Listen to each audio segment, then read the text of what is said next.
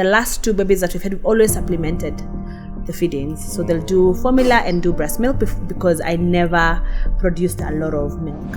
Is when the nurse come to check whether you are breastfeeding, whether you are already producing milk. Yes.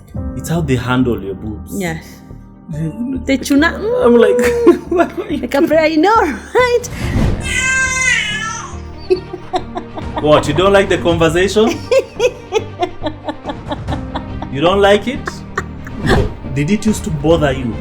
Let me tell you, there's nothing like as hard as mom girls. My mother, you're saying it's a boy. Because you got the name way before you knew the gender of this baby. It's because, you know, as a father, you know how the virtue lives. Okay. You know, when you're making the baby and there's a way the virtue lives. And you're like, this is a girl. You just know, you can feel there's a lot of power that has left this you're right like, this is a Y. Yeah, you're like, this one is a girl. This one. It's an X, so this is an X chromosome. You're not entitled to have a child. You're not. It's not your right. You don't get kids because there's something amazing you've done. You're such an amazing person. We get children because of God's grace and because of God's purpose.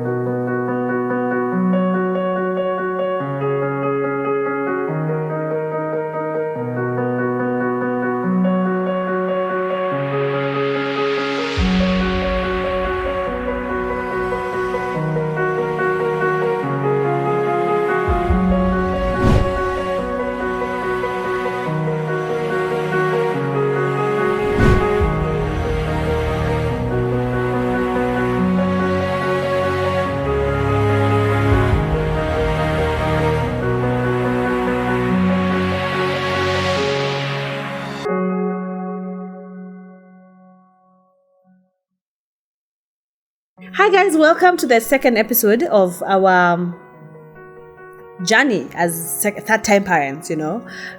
Please like, a charm. Yes, please subscribe, like, share the video, and comment. Let us know what you think and any similarities with your experience. How was, if you are a third-time parent, how was it for you? Was it easier? Was it better? Is it tougher? Is it harder?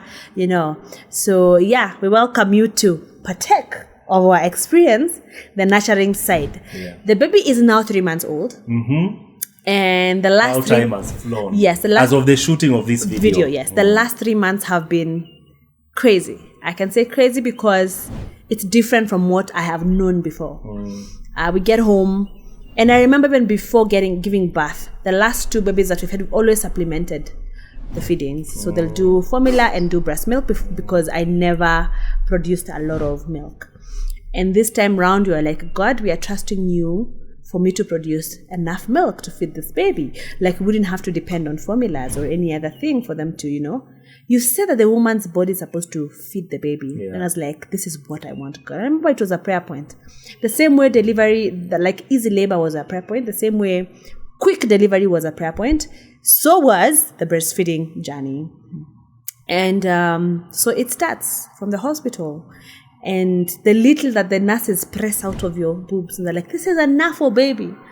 And I was like, yes, I'm committed. I was really committed to that journey. It's something that really bothered me with the first baby. Is when the nurse come to check whether you are breastfeeding, whether you are already producing milk. Yes. It's how they handle your boobs. Yes. They tuna. I'm like, what are you? Like a prayer, you know, right? This is enough. It's usually painful. Yes, uncomfortable for sure. It's uncomfortable. It's really uncomfortable. But not like childbirth for sure. Or being checked how many centimeters you've dilated. That's the other thing where I didn't want to go to the hospital early enough because I'm like, don't check me 50 times. Once is enough. Or even we don't have to be checked. So we start the breastfeeding journey and really, really thank God that I was able to produce the milk from the get-go in the hospital. The only time I told them to feed the baby is, I think she started crying a lot and I was like, yo, I need to sleep. And they came for her. and gave her the bottle and then brought her back to me, and that was it. The other times we went home, I remember she was on the boob, like I felt like 24/7. Like there was no time I was getting a break. My hands were tired, my shoulders were tired. At night sitting up was tiring, but I was really happy. Despite the work, I was happy that I was actually feeding the baby from the boob. And I started by checking the number of diapers that we are, changing. And they tell you 4 to, I think, 6. I was like, I really cannot believe this is me. It still is surreal for me that I'm breastfeeding. Let me ask you a question. Child. I really don't, I still can't believe it. I still can't believe it. I know you've shared in certain forums just the struggle you've had being a mom to a newborn, and you are not producing as much milk. Yeah. What, you don't like the conversation? You don't like it? That's the baby fussing. Yeah, so did it used to bother you? Let me tell you, there's nothing like as hard as mom guilt. Like my body is meant to produce food for my baby, and then it's not producing. It was so hard. It was so hard. And then being around other moms that were doing it so effortlessly. I'm saying effortlessly, loosely, because it's not easy to breastfeed a baby. And then me, I'm here with bottles and formulas and half breast milk. So I felt as though I was a failure. For sure, I felt like I failed my children, that I couldn't completely feed them as I should. So I knew there's something off. And then there are those who judge you because they think you are doing it intentionally. Intentionally, you just don't want to take the discomfort of having to feed your baby. You just want the easy way out. So there's all that. And I wasn't even speaking much about supplementing in conversations to do with breast milk, because I knew guilt and everybody else is doing their breastfeeding stuff. I'm the only one probably trying to supplement here and there. So despite feeling like a failure, I had your support. And I think that's why I kept on asking you, and you kept on buying the formula. You kept on saying, you know what, can I feed the baby? It's okay. The moment I had your affirmation and your assurance that we are doing okay, it's our child, we do what is best for our child, it was a bit settling for me. And like looking at other moms and seeing what they are doing and trying to, compare, and the pressure was killing me. So this time round to breastfeed exclusively, it's honestly a miracle. It's a miracle. It is a miracle. Now, I think what really helped you this time round is mental peace. I prepared. Yes, psychologically. I think the first child, the fact that it was a first child and we were both green, we were trying to figure this thing out. There's a stress that came with it. Yeah. And Remani and the colic that Remani had. Oh, don't remind me. If you're a parent and you've experienced colic, that thing is bad. Yeah. For a period of what? Was it 6 weeks? Yeah. Remani would cry from 6 to 8 non-stop. Yes. Inconsolable. Yes. There's nothing you could do to calm him down. And I remember as a mother, that would just break me. It would break you completely. And I think that interfered with your milk production. Yes, it did. Gave me we stress. didn't know it then, because I was feeding very well. Yeah, you were feeding very well. You were resting. I was resting, I was sleeping. Yeah, but the colic, man, it was just bad. It was just terrible. And I think Kimora, the second born, also, it's the time when I just gone to work.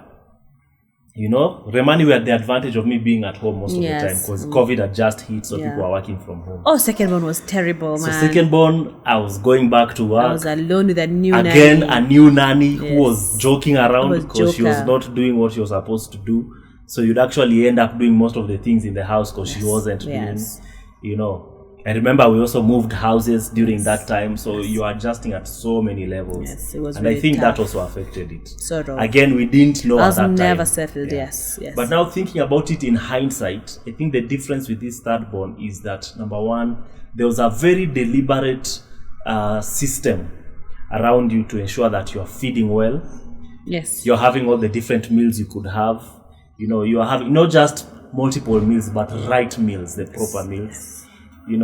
At some point you had to go to your sisters to be taken care of. You came back. Yes. we just made sure that you had the proper support. mental peace. Yes. And you were joking in the first video about our nanny that we have now. Yeah. And how it's like God is telling you, sorry, Soila. Here it is. Because she came and she had all these things about nutrition. She knew how to take care of you. Yes.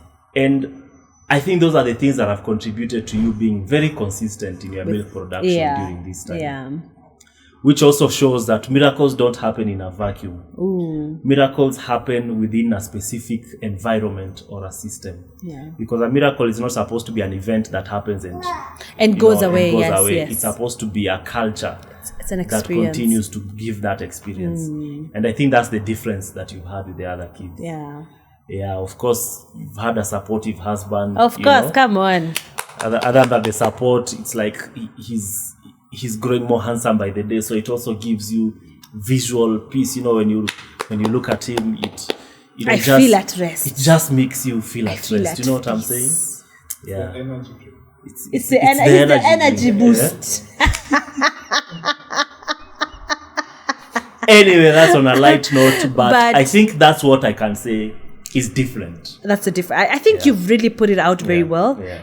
Clearly, support system and community is the best thing that you can ever have to help you transition from having given birth and now nurturing stage of growing this baby. Yeah. I remember the time I was going for the first clinic, I was like, I hope we've added weight. Why? Because I have never breastfed a baby exclusively. Yeah. And then when I saw those kgs going up, I'm like, because normally people go to the hospital and the baby has actually lost weight or they've never even added from their birth weight. Yeah. So it's danger. And then you don't want the nurses to tell you, unafanyia nini mtoto? Huu mtoto hakuli. Those are the things I was like, I don't want to have them. Some nurses can talk to you like... Yes, they are mean. Yeah. So I was really happy that she had added kgs and she's doing well. She's healthy. Her growth makes the sleepless nights worth it because again she's not sleeping like the rest because again she's breastfeeding and at night she snacks and not really full feeding. So when she's snacking she keeps on waking up very frequently, and like Kidaremani, when you give them a bottle, they've taken a 120 they'll be out for 3 hours, so give it 4 hours, like you have your good stretch of sleep. With this one sleep tutalala binguni labda. And the interesting thing is, before the baby came, we bought 2 tins. We did of formula. Because we're just preparing ourselves. Yes. We know that formula, the way it goes. If you have a child with a good appetite, they can hit like 2 tins a week. A week. So we bought 2 tins just to be prepared. We wasted those tins. And then guess what? She did not. We had to discard the second tin. Because both of them.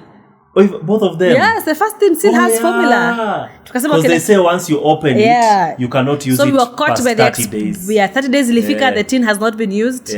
So the second one, because we had opened it to try to bottle feed her. Second tin again, we said, okay, let's try this third. Wapi, those things still have... Because she was refusing formula. She was refusing to feed. Even breast milk on the bottle. She was refusing. She wanted it from the source. Yeah, so the best thing that I've been doing is pumping and putting up a stash because she's 3 months now. And I know they tell you at 3 months you go back to work and all that. And I'm also just trying to make her to also have other people feed her.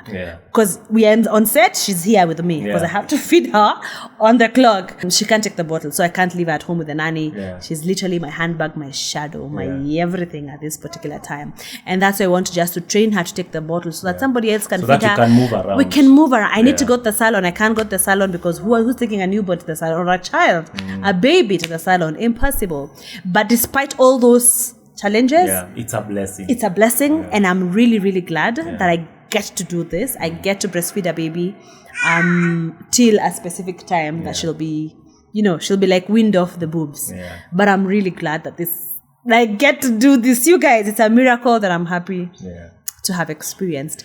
And the other kids have also been wonderful. I think also the nurturing aspect has been made easier. The entertaining part has been made easier by the toddlers because they love their sister playing with her. We literally have to keep them away from the her baby. Yes, I cannot really leave the room and leave them with her because they want to try to lift her up to touch. They want to turn her head. Yes, because to them she's just another big doll. Yes, they want to see. They want to see what happens if we close her nose. There's a time we found them doing this. Yes, and you see toddlers, you really have to be careful. So without their hand. It's been a really. And they were excited to see meet her the baby the first day. they were so excited. It was good. Remani with carrying her. I want to carry her and all that. Imora thinking she can wash her. Exactly. And seeing I've seen Imora a bit more responsible. Yes. With the baby, as compared to even Remani is responsible with the baby, but I've seen the interest is more on the girl to come and help during bath time, during dress up time, during feeding time. She's a bit more curious. Yes, than the brother. A brother would rather just sit down and watch TV. Do you know there's a time when Imora was around, it must have been around March, February. She took her doll and she was saying, Toto, yeah. And I'm like, she doesn't know Toto Lala. She was just lulling the baby. Yes, it's true. Yeah, she was playing a lot of doll. Mom. And she's turning 3 in December. She was 2 and something. She's 2. Very interesting. She has a nurturing vibes in her. Yeah. And I remember the doctor telling us in the hospital, she was like, oh, congratulations. This is your first child? No, your second child. Second child. Oh, congratulations on your second child. No, it's not the second child. This is the third child. You have 2. This is the third one. Even when you're being discharged. You have 3 and a 5. All the best to you. It's true. She actually told us when you're going home, all the best with your 3 and a 5. 3 and a 5. And you are like, even us, you are like, it was the age. The age. And they're like, I can't believe you've given birth again. Yes, you have 3 children. They're all below 5 years. I was like, wow. So it was really, it sort of made me think, they know something I don't know. Is it going to be bad? But it has honestly been such a blessing to have a loud house. The way I like it. A big family. Oh my God. That's why, with the question that you had asked in the last video, if we can consider 4. Number 4. I don't know. I love big families. Yes, I do. By the way. Yeah, to just I'm an only child, so I didn't have that kind of big family. But I grew up around. I grew up around my cousins and things like that. So that experience of having people around me is always something I desire. Yes. So we'll see where the Lord leads. But where we are, I am multiplication grateful. Turn out the way to look like. So, tell us. I know this is the time where we kind of need to explain the meanings of the babies. Yes. Of the babies. Of the names. Of the names. The meanings of the names of the babies. Yeah. So, it's not Natalie. Please. Yes, don't come here and say Natalie. It's not Natalie. Yes. It's Natalie. Just the way you're hearing it. Natalie. Mm-hmm. And it's a Hebrew word. There's an Italian variation. All right. But ours is a Hebrew word. And it basically means a new beginning. A new dawn. Or a new dawn. Yes. Or a fresh start. And we actually got the name. I got the name when I was praying. Because this is the one baby who we didn't get the name early. Yes. You know, the other babies, we got the names even before they were conceived. Yeah. So this one I was like, hey God, sasa huyu ni kama amekuja tu. And there's an aspect that we never shared about the gender. And remember, you were so convinced it's a girl, and me and everybody else were like, including my mother, you're saying it's a boy. Because you got the name way before you knew the gender of this baby. It's because, you know, as a father, you know how the virtue lives. Okay. You know, when you're making the baby and there's a way the virtue lives. And you're like, this is a girl. You just know, you can feel there's a lot of power that has left this you're right like, this leg. is a Y. Yeah, you're like, this one is a girl. This one. It's an X, or this is an X chromosome. So me, I just knew. Yeah. That one is not prophetic. God didn't speak to me. But I just knew in my heart. This is a girl. This one is a girl. Yeah. And then that night when I was praying and I kept saying her name, and I could tell, this is not, because I was praying in tongues. Yeah. And I could tell this is not the normal tongue. It felt like I'm calling someone. Yes. So I finished praying and I'm like, let me do a quick research online. Yes. And I was like, so this is what it means, and it's a name for a female. Yeah, so and Nora means honor. Yes. So she's a vessel of honor. She's a vessel of honor. Yeah. And of course, Wamalwa is my son. Yeah. So that's the baby girl right there. Yeah. Copyright of the brother. Copyright of the brother. So we'll show you the personality. Personality. Big personality of the mother. By Kabisa. She started laughing very early. She laughs she gets high on oxygen. You know, like how Soila just looks up and laughs. That's exactly how the baby is. Yeah, so cheers to parenting 3. We're tutaonana hapa probably 4th. We bless God for Yeah. that. So I'm really happy. Yeah. We are thankful.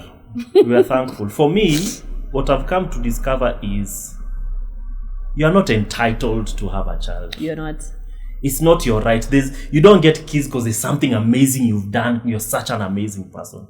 We get children because of God's grace and because of God's purpose.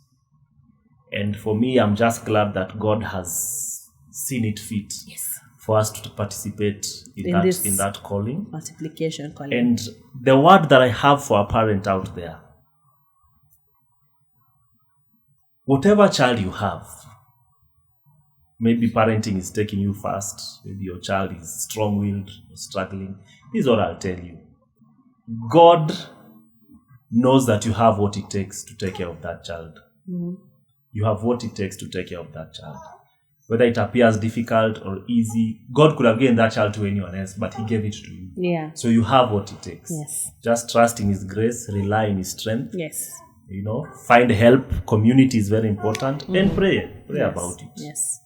Because that child, God doesn't do piki ponki. I think that's one of the mysteries of God that I like. Yeah. I think, when people say, when I get to heaven, I'll ask God about this. That's the one thing I really like to know. Like, God, what criteria were you using when you're sending different children to different families? Yes. I think there's a very interesting mystery there. Yeah. So you have what it takes. Trust God for the strength. And it will be good. It will be wonderful. It will be wonderful. Yes. Yeah. Subscribe, like, share the video, and tell us your experience. Could be baby number 1, could be baby number 2, could be number 3, could be number 7. We want to know. We want to know how it is. How is it if you have the 4th born? Tell us. Should we get there? To say the hospitality to you are 4 under 6, under 7 or under 10. Hey. 4 under 10. But with that, guys, thank you so much for being part of this journey. We bless God for you. We don't take you for granted. Yes. Cheers. Bye-bye.